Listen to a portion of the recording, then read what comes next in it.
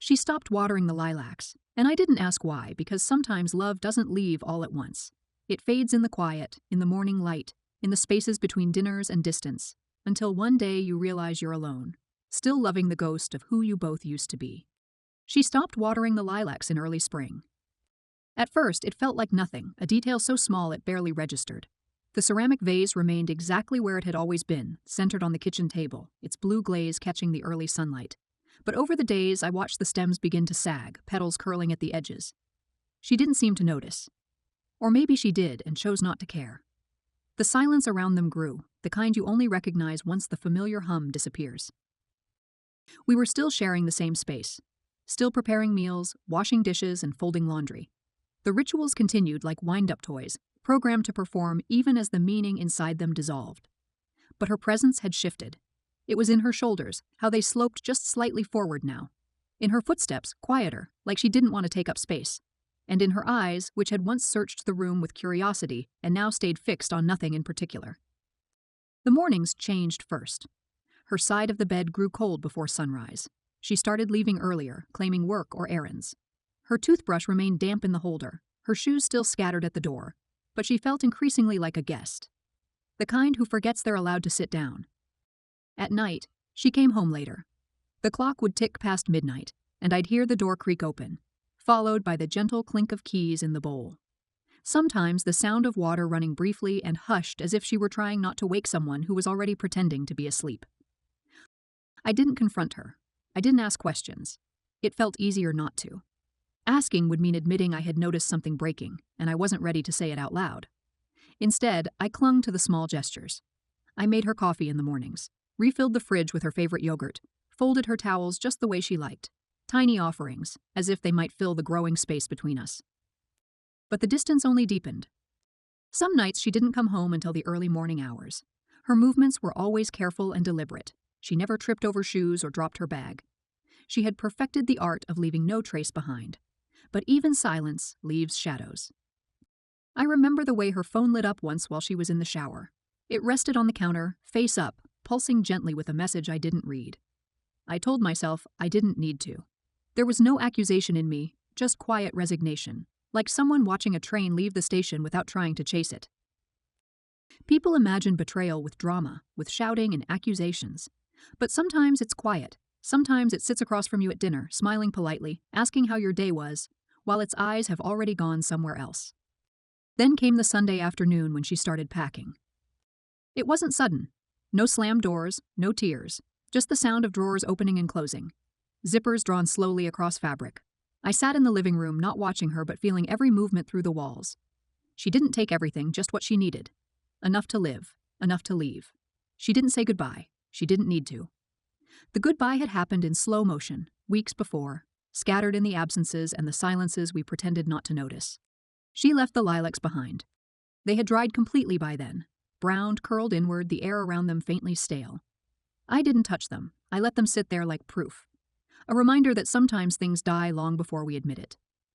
The apartment adjusted to her absence with a strange kind of grace. It didn't feel empty, just altered. The air was still. My footsteps echoed more now. Meals became simpler. One plate instead of two. I stopped setting napkins. Her coat remained on the hook by the door for a week before I moved it into the closet. Even then, I held it for a moment longer than necessary. I stuck to the routines. Work, groceries, cleaning. These patterns helped me forget how much space she had taken up, not just physically, but in the fabric of each day. Still, there were moments when I would catch myself staring at nothing, caught in the middle of folding a towel or rinsing a dish, and I'd feel something tighten in my chest. Not quite sad, not quite angry. Just an ache for something I couldn't name. There was no clear beginning to the unraveling, no definitive break, just a slow erosion, like sea foam pulling sand away from the shore. And that made it harder. There was nothing to mark the end, no event to pin the grief on, just a slow fade. In the evenings, I walked the neighborhood, past the cafe we once loved, past the bookstore where she used to spend hours touching spines without buying anything. The streets hadn't changed, but my pace had. Slower now, less sure of where I was going. I passed the park where we once sat through an entire winter afternoon, fingers numb, sipping warm drinks. That was before silence became our only language. Back then, stillness between us felt like intimacy. Now it felt like absence. By the time summer arrived, the vase was empty. One morning, without ceremony, I washed it and placed it back in the cupboard. The table looked bare without it, but somehow that felt honest. I no longer needed to preserve the illusion. She didn't call, I didn't message. There was nothing to say that wouldn't feel like rewriting history. I think we both understood that some stories don't end in confrontation. They end in quiet exits and unspoken truths. Still, memories found their way in. At the supermarket, I paused by the yogurt aisle. At night, when it rained, I sometimes thought I could hear her humming those soft, absent-minded sounds she used to make during storms. Like a lullaby, only the house remembered. I never cried. Not fully. A few close moments. That feeling of something pressing just behind the eyes. But the tears never came. The grief was slow and dry, a sorrow that moved like wind over stone. And then, one quiet evening in late autumn, I returned to the lake. The one we used to visit. The lake hadn't changed. The path down to the shore was still scattered with dry leaves, crisp underfoot. The wind moved the water gently, just enough to stir small ripples that caught the late afternoon light. I stood at the edge for a long time, hands in my coat pockets, watching a single bird glide across the surface without purpose. There was something comforting in how little had changed here, even as everything inside me felt rearranged. I chose the same bench we used to sit on. The wood had grown darker with time, worn down at the edges.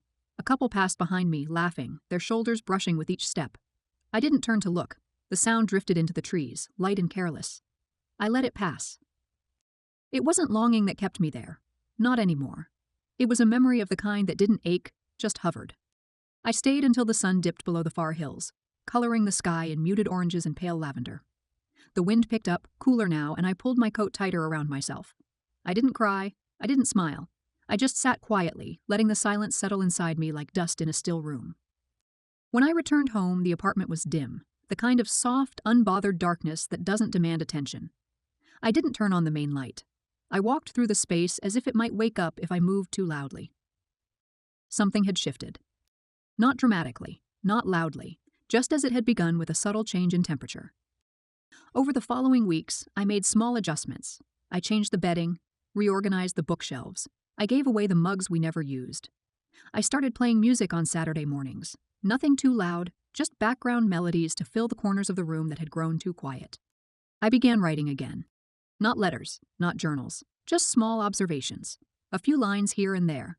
Thoughts about light through the window, about how the shadows in the hallway stretched longer in the winter. I didn't write about her, not directly, but sometimes she lingered in the spaces between sentences. The ache had softened.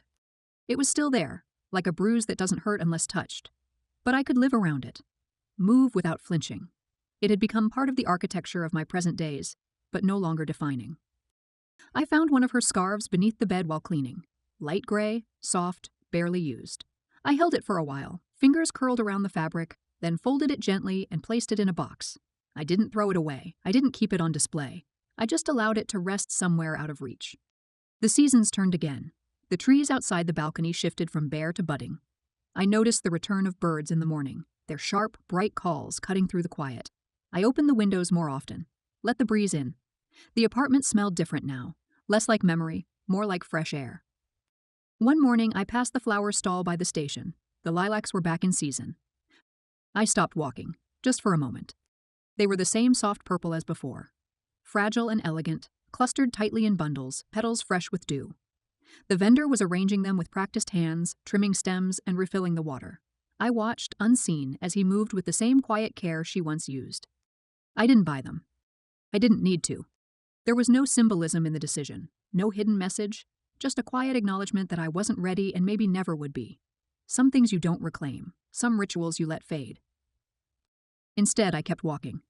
The city was waking up around me. I noticed the way people moved, the way sunlight bounced off windows, and the smell of warm bread from a nearby bakery. I felt present, not whole, not healed, but here, and that was enough. Back home, I rearranged the kitchen, moved the table closer to the window, placed a small cactus there instead of the vase, something alive, but easy to care for. I began experimenting with new meals, dishes I had never cooked when she was here. The spices were unfamiliar. The flavor is strange at first, but each attempt was mine. There were still quiet nights. Moments when the silence pressed too closely, when I caught myself reaching for her name in thought. But those moments passed more gently now. Less like grief, more like remembering a song I used to know by heart. I found a photo of us once, tucked inside an old book. We were laughing, young, holding hands, sunlight behind us, the kind that makes everything look warmer than it was. I stared at it for a while, not with pain, but with a strange fondness. I placed it back where I found it. Let it rest in that quiet space where old love belongs. Not erased, not clung to, just remembered. And slowly a different kind of silence began to grow. Not the silence of absence, but of peace. It settled in the way I moved through the apartment, in how I made my bed each morning, in the stillness of my walks, the steadiness of my breath. It was the sound of life without tension, of space not defined by what was missing. One evening, I stood by the balcony watching the sun dip behind the skyline. The air was warm, the breeze gentle. I stood there for a long time, not waiting for anything, just watching. The vase remained in the cupboard. The lilacs were still blooming in the city. And I had learned how to let them bloom without me.